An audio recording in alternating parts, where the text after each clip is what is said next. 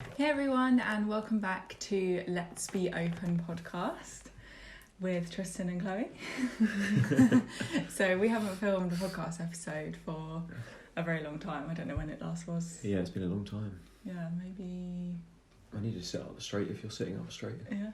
Yeah. We haven't filmed a podcast episode for a very long time, and we had a look at our podcast the other day, and we've got lots of new followers and subscribers, so we thought we would bring you guys some good content as you all subscribed to us and followed. And today we're going to be talking about the divine feminine and masculine energy. Yeah. So I think this is quite a good topic to be doing, especially at this point in time. You hear a lot of words thrown around, toxic masculinity and stuff like that.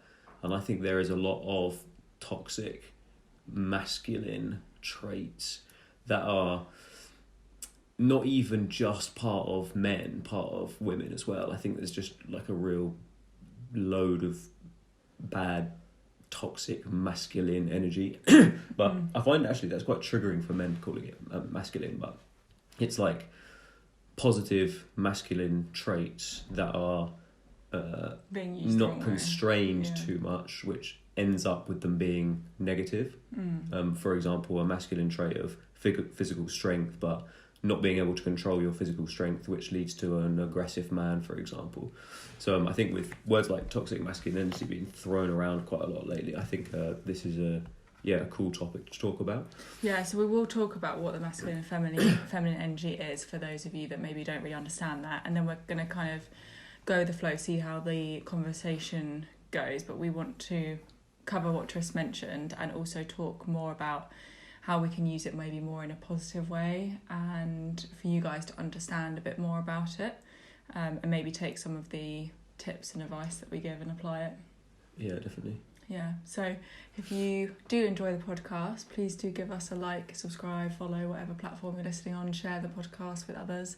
And also, if you guys have any feedback on this topic or questions or anything, please do comment below if you're on YouTube, or drop us an email if you're listening on something else, because we're always interested to hear what you guys have to say.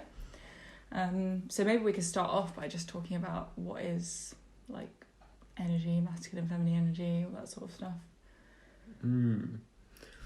So yeah, masculine and feminine energy. So there's a good line actually in the Tao Te Ching.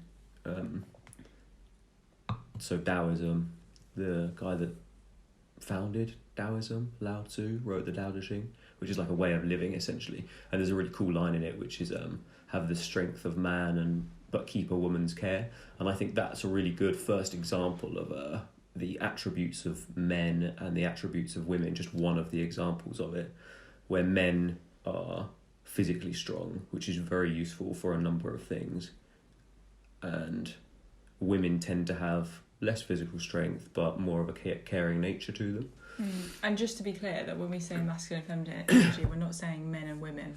So I think sometimes people think that's what it means. Like masculine energy doesn't mean a physical man, feminine doesn't mean a physical woman. It's like the energy. So men can have feminine energy and women can have masculine energy. Yeah, we'll get onto that in more detail later on. But for the most part, men tend to have certain masculine traits, which include there's a few that I've written down here. So physical strength, competitiveness, individualism, providing.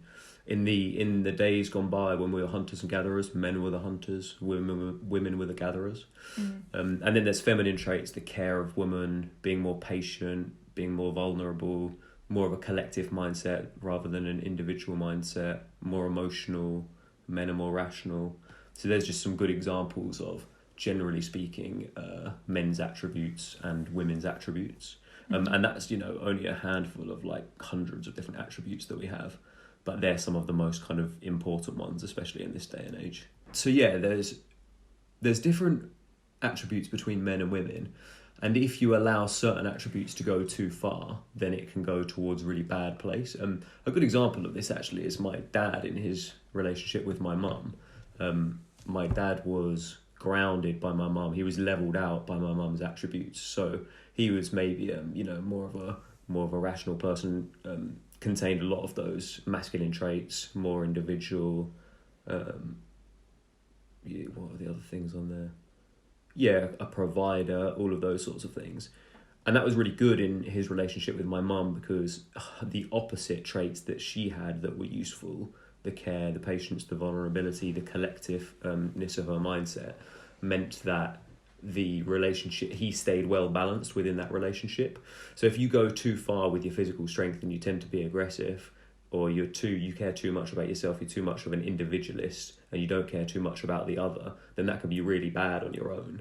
However, with my mum around, he was really leveled out, and therefore he was able to see, able to limit himself with the individualist mindset and with his physical strengths. That was really, really useful. Now my dad's been single for years. He's gone off the radar, and as far as where that balance should be, where he's gone more towards the levels of narcissism, because there's less to be able to ground him. There's not enough feminine traits within my dad's within his personality, so therefore it's out of balance, leaning slightly towards toxic masculinity, you could say. So that's a good example of where the man and the woman working together, the masculine and the feminine working together, can work really well, because it kind of balances the unit. Yeah. And the yin and yang symbol is so symbolic of that unit and how well it works together. It's perfectly integrated, the yin and the yang, and you've got the masculine energy and you've got the feminine energy, and together they work really well together. And also, if you notice with that yin yang symbol, there's a little tiny circle in each one of those units that symbolizes the feminine or the masculine within the opposite. So you've got the masculine side with the tiny little circle, which symbolizes the feminine within that unit. So for that unit, and also, I don't know if you know, with the yin and the yang, because obviously it doesn't just symbolize feminine and masculine energy, but it symbolizes that you can't have one without the other. I think I was listening to Alan Watts about that, and he was saying you can't have white without black, and you can't have black without white, because you can't. When you put something white on black, like a blackboard, that's how you write. That's how you can see it, right? Yeah. And with the whiteboard, you put black writing on it to be able to see the writing. So you need one with the other to be able to see. See the white, you need the black. To see the black, you need the white. So it's a bit like if you use that with the masculine and feminine energy, you need both. You can't just have masculine, you can't just have feminine. You need both for to be able to, I guess, experience. No, don't know, to be able to. Well, to be well balanced and to function adequately. And if you have too much, I think we'll talk about this later on as well, but I think in the 21st century, there's so much masculine energy coming into the world. The world's kind of falling out of balance a little bit, because it's all materialism, it's all ego, and there's so much of these masculine traits that the world's actually becoming not very balanced, and it's not functioning too well. And at some point in time, when the pendulum swings too far towards tyranny or control or masculine, whatever you want to call it, there will be a need for those feminine traits to come back in and to level things out once more. Much like the periods of like weak men, strong men, bad times, good times, and how those things seem to fall into a really regular pattern. It's almost symbolic of the masculine and feminine as well. So those two little things that are next to each other, one has a little circle within it, so say that's the masculine energy, and it's got that little circle within it, which is the feminine energy within oneself, or it's symbolic of that, at least. This is my interpretation. So the masculine, I'm mainly a masculine force, I'm a man, like there's a lot of masculine traits about me. However, if I don't have time for any feminine traits at all, then I'm going to be a narcissist, a wife beater, whatever it may be. So it's always important, even on our own, even if you're single and you're not in a relationship, that balances you out, to try and balance yourself out and to incorporate some of those feminine traits. Chloe's got a really interesting point about the pill and how that affects the balance of the masculine and the feminine. So going on the hormonal pill obviously changes your balances of hormones, which is maybe not obviously, because a lot of people don't seem to know this. This is more on the physical, whereas obviously energy, you could say, is more of a spiritual thing. Some people don't believe in it, although actually energy is made up of atoms, so it is a real thing, like in a sciencey term. But if you're looking at the sciencey side of it with the pill and changing your hormones, you become less feminine by that change in your hormones, or can become less feminine. An example is, normally on most women, your libido is decreased by being on the pill. then you think about the fact that your menstrual cycle is messed up, or you don't have a menstrual cycle. Normally on your menstrual cycle, you'll have a period where you want to have a family, you'll desire that, you maybe think about babies or whatever, because your body's going through that normal focus, getting ready for a child, getting ready to get the egg ready. Whereas when you're on the pill, you don't have any of that. So of course your desire for maybe building a family or whatever is going to change. So instead it might be that women choose to focus on their career, and that brings more of the masculine in, like want to make money. They're not so focused on finding a partner and settling down or whatever. They're not so interested in maybe having sex. So then they might become more career driven or success driven or money driven. I'm not saying that's the same for everyone, obviously. That could be, that's a rough kind of So your assumption. Experience of coming off the pill has led you to conclude those things? And reading about it. So reading that book that I'm reading called Period Power, and learning about the menstrual cycle and women's bodies, and just like everything that you don't get taught in school is really interesting. Learning about how studies have shown what the pill does to women's bodies and things like that is quite interesting. And then you think that it's so normalised. Like if you go to the doctors when you're 15 and you are suicidal, they'll just put you on the pill. Not anything to do with you need contraception, it's just used. If you go to the doctors and you've got acne, they'll put you on the pill. If you go to the doctors and you've got PCOS or endometritis, they put you on the pill. So then you're being put on the pill, and then it's changing your chemistry in your body. And you think that makes you more... It makes you less feminine, I think, because a female... But it doesn't necessarily make you more masculine, right? Because you don't become really horny and like want to... No, but you might become more career driven or not want to have a family. More materialistic, potentially. Yeah, and not want to have a family. Yeah. I mean, you're not having the normal waves of hormones that you get in a cycle where you've had that week where you want a partner, then there's a week where you don't want a partner. So there's a clip with Terence McKenna where he talks about monogamy is not a natural human construct. Monogamy is something that serves the wheels of capitalism. And in the same way, you could say that the pill and contraception, female contraception, does the same thing, because it tends to drive people towards materialism and consuming a little bit more and not doing things that are natural for women. Yeah. I mean, you could go down the whole topic of also it makes millions of pounds for the pharmaceutical industries, but... Yeah, that's a good point, yeah. I mean, you're pumping out in children. I've got a client who's 14 years old and she was put on the pill because she was suicidal, like nothing to do with contraception. So you've got that girl hooked on a pill from the age of 14 that feeds the pharmaceutical industry for the rest of her life if she stays on it until she wants kids. Yeah. You know, for me, I was on it for 16 years. Imagine even just me, one person, that's 16 years for the pharmaceutical industry to make money off me. Yeah. Yeah, anyway, they hand those out like sweets, don't they? Yeah, like I was saying, so you've got PCOS, if you've got acne, if you've got suicidal symptoms, if you've got endometritis, it's like just go on the pill. If you've got bad periods, go on the pill. Yeah, and a lot of the side effects are completely overlooked. The negative side effects are overlooked, whereas the things that it can potentially help you with are seen as some amazing thing to be considered. Yeah, that's interesting. It's interesting as well how the masculine and the feminine energy, the reason, for the most part of the reason that we live in the world that we live in is because of the male dominator ego forces that have created mad competitive mindsets and materialism, which has mostly come from the masculine. The way that we live has been, how we've got to this point in time has, for the most part, been created by men wanting to create And the reason we know things. that is because even in some countries right now, like Dubai is really far behind. For example, women actually don't have a voice. So, and especially back when agriculture started and the boom of agriculture, which is like, I guess capitalism all kind of started around then. It was all centred around men. Women didn't have a voice. They just stayed at home, cooked the dinner, look after the kids. So men were designing this whole culture. Yeah, and I think it's an interesting point to talk about because that may sound like I'm blowing men's trumpet saying, oh, men are so incredible, they've created this world, which I think is true. However, there is massive shortcomings to the way that we live. And I think those are masculine energies that are creating the absolute pain in the world. We're destroying the world for the sake of meaningless things, having more material possessions and stuff like that, completely trivial things.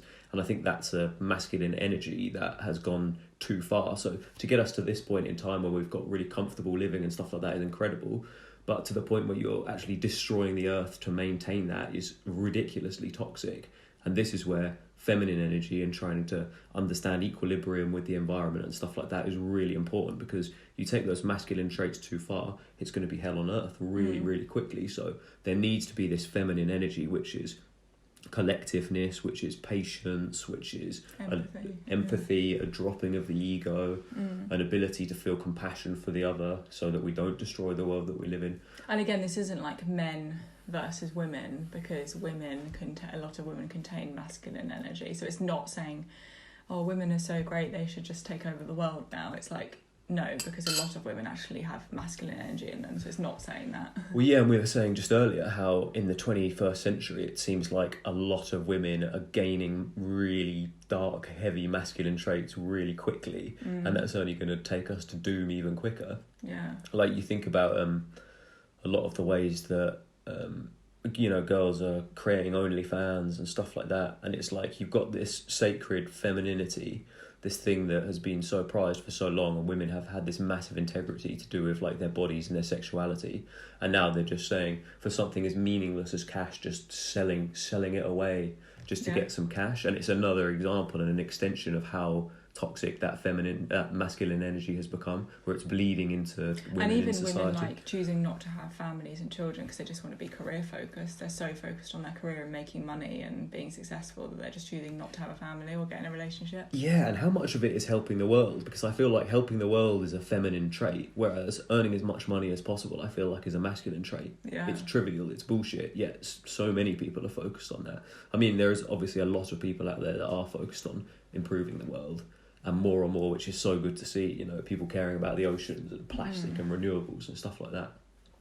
But no, just saying about to how bad it can be, but also how like even religion. So saying like agriculture, obviously, or the boom of that started a lot of this, and the economy and all of that was based mainly around men, especially like I'm guessing in like the early 1900s and all of that. But also religion, like pretty much all religion apart from Tantra is based around a man, masculine energy. Tantra is like, I think the only, I don't know, maybe there are, maybe if you're listening to this you can let us know, but I know of Tantra being around the feminine energy. But Christianity is God and Jesus, and they mainly call it a he. The Quran. And also in Christianity how women are subservient to men. Yeah. And then the Quran. Women were made of the man's rib, is that right? So the man came first. Yes, and the woman was made of the man. I think that's right. Maybe that was the other way around, actually. We'll have to double check that. Yeah. Any Christians, put the answer in the comments. Yeah. But also the Quran with Muslims, it's Allah, which is a he. And especially in the Muslim religion, women are just like absolutely nothing. Like, you can't even show your face, your body, you have to just show your eyes, and that's it. Yeah.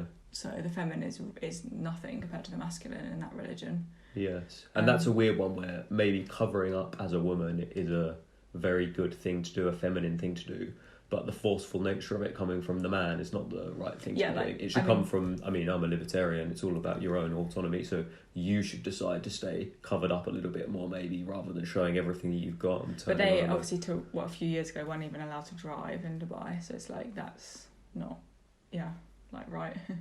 Women weren't allowed to drive. Yes, that's not right at all. Yeah. There's a lot of free, things like that. Especially, we're at a point now where it's a lot more equal with things like that. But yeah, as you say, in certain countries, it's not ideal.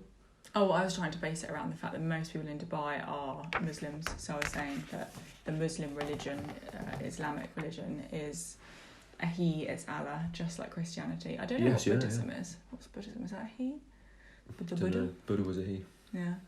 Yeah. So religion, and then the boom of agriculture and the economy, all like, because I guess religion and all that sort of stuff it did start around that time. And obviously earlier, I feel like people these days are less, might just be wrong, but I feel like they're less religious.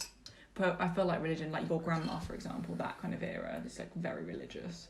Yeah, less typically religious, but as much spirituality probably as there ever has been, or at least there's gaining a lot of traction on that side now, which is I think a sort of religion, in a good way though. Yeah, but in I guess very good way. The spiritual way now as well is not too.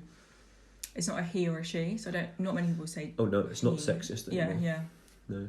Or with the energy, it's not a masculine energy or feminine energy. Yes, yeah. Yeah. But it's not run by men, which is mostly the masculine energy anymore. Yeah, which is really good. You do see more, yeah, that's true, more like spiritual leaders, I guess, that are feminine women. So that's good. I mean, you could contrive that women with their feminine characteristics would be the most useful thing at this point in time when you need feminine characteristics in the world. So they have a lot of power right now if they have the ability to unlock it, which maybe would require some masculine traits to get there. To stay so headstrong and focused with it, for example. Because it's a bit like governments, for example. They are like 80% men, maybe more, 90, don't know what, like in the Houses of Parliament. And it's like for women to get in there anyway and have more feminine energy, those women have to be quite masculine to even get in there or have traits of it. Yeah, I mean that's a big topic in itself, isn't it? And the other one I always think of is how that's illegal in parts of America now to have an abortion, and the government who've decided that are all men. And it's like.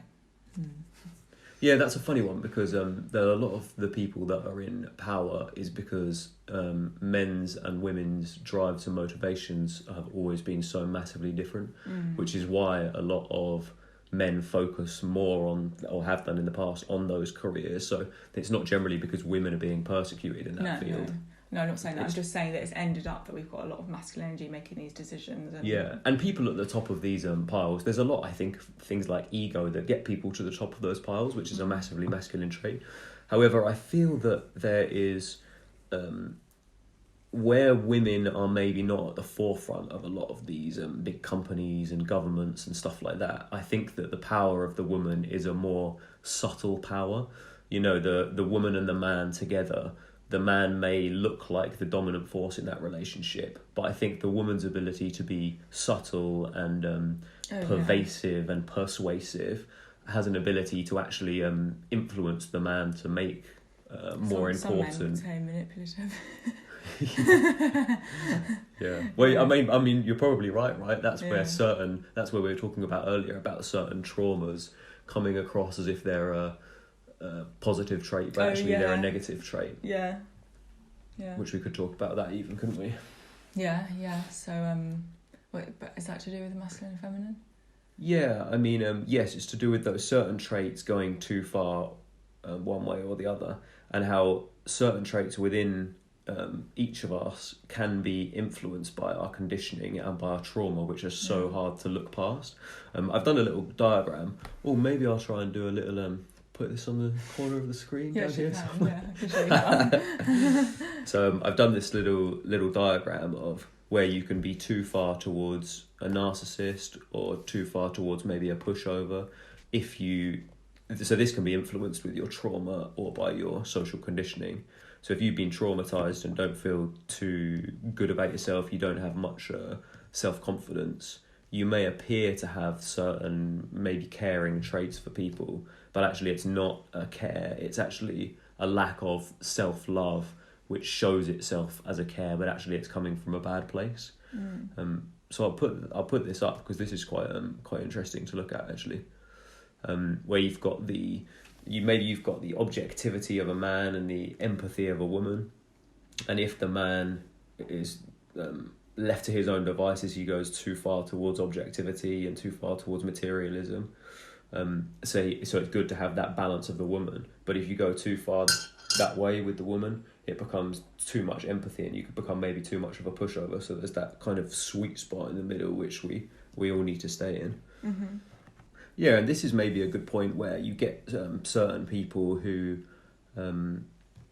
become toxic. There's too many toxic masculine traits, and a lot of the time it can be down to the fact that you have some trauma. So maybe your dad made you feel not good enough when you were younger, so you're desperately trying to do things and create things in the world to make yourself known and to make yourself worthy. I think Hitler was a good example of this actually, where he had a terrible upbringing and everything that he was doing was trying to get over his trauma. That's what anyone does when they're that badly traumatized, maybe not to that extent. But so you could say that he had massive masculine goals where he was trying to create some utopia, and you could say that's a positive thing, but obviously it's gone way too far and at the same time it's coming from a bad place because it's coming from that trauma. So working on your traumas and working on clearing those wounds and clearing your social conditioning is so important, because then you'll be actually acting through your existential core, through your soul, rather than through your ego and your conditioning. So obviously it's quite interesting with Tris was talking about the balance of the man, the woman there, with like his parents' relationship. So you might be wondering, what about a gay couple, lesbian couple, for example? Say we take the lesbian couple, it's two women, so you would think that, oh, that's not going to work off the back of what Tris said, because you've got quite a lot of feminine energy. But what we've noticed, and people might disagree and do let us know what you think, but we think that on average, when you do get a lesbian couple, take for example, one does tend to have more feminine energy and one does tend to have more masculine energy, and that seems to work quite well because it seems to kind of balance the relationship out. Whereas if you get two lesbians that are, say, super feminine or super masculine, it doesn't really work. And again, we could be completely stereotyping, but that's our experience and what we've seen. And maybe if you're in that type of relationship, you might be experiencing that. Maybe your partner's a bit more masculine than you, or a bit more feminine, and then it seems to balance out. And the same with gays. So men, one tends to be a bit more feminine, one tends to be a bit more masculine, and that actually works, and it seems to balance it out. Yeah, even on a physical level, you see the lesbians, there's quite often a more masculine one physically and a more feminine one physically. Yeah, and that seems to work. So it clearly is like, that's kind of another proof of where it is good to have that balance within the relationship. And it doesn't tend to work when you've got two. I know even in like normal, like heterosexual relationships, if you have a couple that are super masculine, so an example could be like there's a girl and a guy and you're both very career driven, money driven, you're both maybe quite egotistical, it actually doesn't always tend to work that well.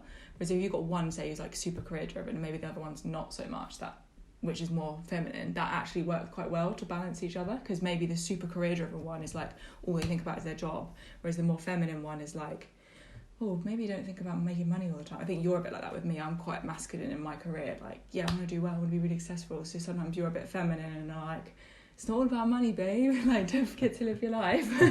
Like, that kind of thing is quite good to balance. And so I think that's important in like I always get this confused as homosexual relationships, heterosexual. We're heterosexual. Yeah, we're gay relationships. Yeah, I think it's important. And then the other thing is obviously the transsexuals, which is becoming more and more popular these days, or normalised. And it's like, what do we do there? Because we've got a feminine person becoming more masculine, or a masculine person becoming more feminine, or trying on a physical level to become more the opposite, but maybe there's nothing they can do about the traits on the inside except work on the trauma which is potentially causing them to want those things in the first place. So it's like, is that going to work? Is it going to affect the world in a negative way? Because if you say let's take the man becoming a woman, for example, so you've got the masculine trying to become more feminine, but then also having a load of hormones and things that's going to be playing around with that as well. Is that a good thing? So I don't know what you guys think about that, or your opinions, but I don't know if a lot of people think about that sort of stuff even that deeply as well. But we're not too sure if that's a positive thing at the moment. You can talk a little bit more about it if you want.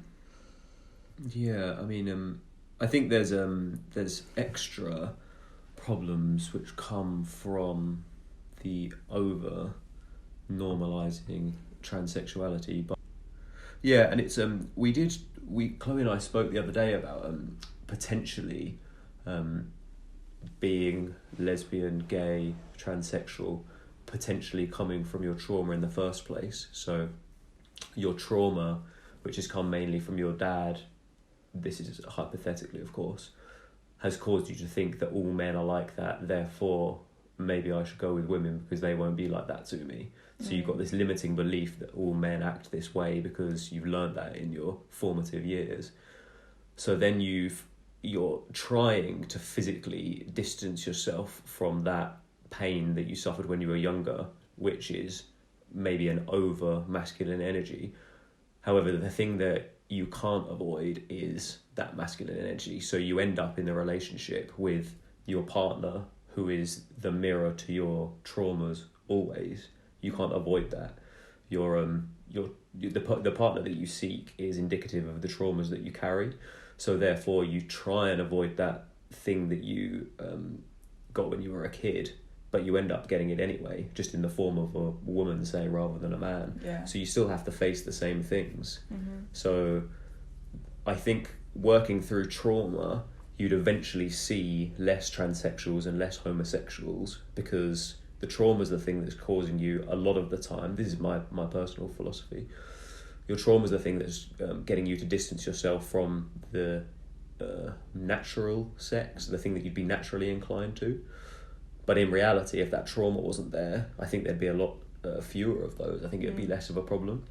I'll just quickly touch on the fact with transsexuals, because it's very interesting that if you allow the Overton window to move too far towards acceptance of different sexualities, transsexual, homosexual, whatever it may be, so the Overton window is the current ideas of our time. If you allow that window to shift a tiny bit to accept different levels of sexualities, that means that things that were once more fringe become more socially acceptable. And also this window that we're now seeing is then seen by kids growing up thinking that that's the norm, when actually we've moved the norm.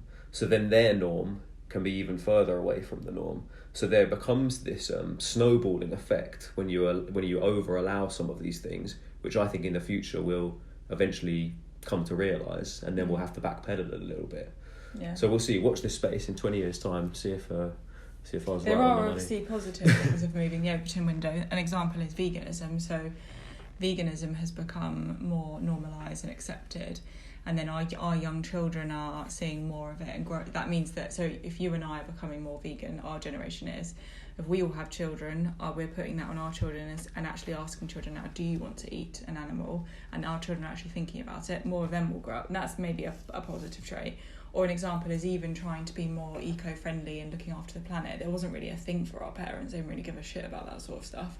And that's becoming more accepted and normalised, which could be a good thing. So some things with the Overton window are positive. Yeah, and it's hard to even determine whether those things are positive or negative, because the sexuality thing, for where I'm standing, I think that is negative. But then some people will say it's positive. Yeah, and the veganism thing could be exactly the same, right? Yeah. So the veganism could be perceived as, oh, you're creating less harm to the animals, but actually the knock-on effects of that, or the circle of life, so you might think that you're avoiding that, but unfortunately we all have to become part of that at some point. An example of that actually is how in Mark Hyman's book he says that when for every soy burger you make, you release more carbon dioxide into the atmosphere than a meat burger. So it's than a grass-fed meat burger. Yeah. No, I thought it was a standard one he was comparing it to. But anyway, so. He was saying that, so then you're like, oh, I'm doing good for the environment, but actually by having soy you're destroying rainforests and stuff. So it's like, yeah, there's a whole long story there with the veganism, but and even with the transsexuals, bisexuals, all these things, you and I have a different opinion. Some people like to say, no, that's a great thing. It's great that the Overton window is moving. It's a positive thing. So, but who knows what the positive is, right? Like basically in hundreds of years' time, we'll know whether the Earth dies by itself and humans end up fucking themselves. Yeah. Oh yeah. Just quickly, I wanted to touch on how plants and animals are they sort of display masculine and feminine energy. So plants release oxygen, use carbon dioxide. Animals use oxygen and release carbon dioxide. So one without the other is never going to work, because the environment will be too full of carbon or too empty of carbon. So those things that's such a good symbiotic relationship that fully shows that codependently they work really well together, and independently they'd fail to function.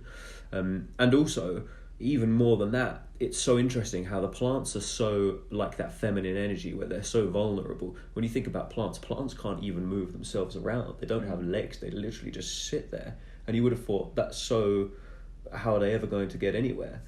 However, and you would have thought that the animals, they've got the physical strength, they can move around, they can literally chew the plants up. So you would have thought they're the more dominating force of the two. But if you think about like mass extinctions on Earth, the plants are always the ones that are back thriving first. Plants are they're more indestructible than animals are. Like in what's it called, Chernobyl, whatever it's called, that place where they had the nuclear thing. There's just plants Yeah, there. exactly. Plants around way before the animals were coming back. So I think that's such a good example in a physical sense of where you've got this masculine and this feminine energy just working perfectly together, and where the masculine may seem like it's more strong. Like you look at a lion and think, oh, surely that's going to be the toughest thing. It can chew through that oak tree, but the oak tree lasts for hundreds of years. The oak tree regrows its wounds, and And grass can survive tougher weather conditions and things like that. And like the cows that eat the grass grows back, like it does survive. Yes, yeah. So just such a cool example. Mushrooms are another example as well. Mushrooms are insane. Like they're a how weird they can one. grow under continents and like miles under land, like and connect up to each other. Yeah, and they've been shown to be like sort of halfway between an animal and the plant in the way that they work as well. Yeah. Maybe that's the transsexual. Well, apparently they even have like was it sound? Like they talk to each other, don't they? Yeah. There's that guy that records them. Yeah. Yeah, really cool. Yeah. So yeah, that's pretty much all we've got for you guys today. Hope you enjoyed it. Hope you have a little more understanding of the masculine and the feminine. And if you've got any more thoughts connected to the masculine and feminine, it would be really interesting to think of them, because for the most part, these are mostly just Chloe and my ideas. They're not anything that's, there's no official scientific books on them. So this could be a load of old crockpot. But just let us know. Yeah. Comment below. And also, I was going to say as well that we are going to do, we're thinking that our next podcast episode is going to be on non-monogamy, but we're going to let you guys ask some questions for us. So do head over to our Instagrams, maybe we'll link them below, and look out for those, because we're going to ask some questions and then do a kind of Q&A answer, because that was a really popular episode. I think our most popular episodes are on non-monogamy, because you guys seem quite invested in it, so we thought we'd do a Q&A on that. So look out for that. Hot topic. Hopefully it'll be this year. We've got one month or so to get another one in. If not, we'll be in 2023. Don't forget to give us a follow and subscribe. And Thanks for watching, guys. Peace out. Bye.